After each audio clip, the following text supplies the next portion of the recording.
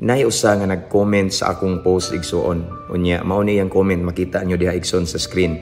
Sa tua pa nagtuman jud ka mga sugo ni Kristo, wala na kay sala. So ihang gipaabot igsuon nga tungod kay ako nagwali nako, nangalagad nako sa Ginoo, ning sunod nako ni Kristo, dili na daw ko makasala. So dili na tinuod. Kitang tao igsuon, wala jud perpekto nato. Makasala gid ta pero lahi na sa una. Kay ang mga sala nato sa una giplanuhan, tinuyuan, pero makasala man ta karon igsuon kay dili man ta perpekto, kanang wala tuyua, no? Unexpected ba? Makasala ta sa siguro sa huna-huna, sa pulong, pero lahi to sa una, dinagko naman tong sala sa una katong ako pag adik-adik na maligyag syabo, sigig suyo, sa man diha inom sigarilyo, unsa man diha mga makadaot nga bisyo, no? Himabay, mao to lahi na to, wala gibag-o na ta sa Ginoo, pero napagyoy usahay nga masipyat ta.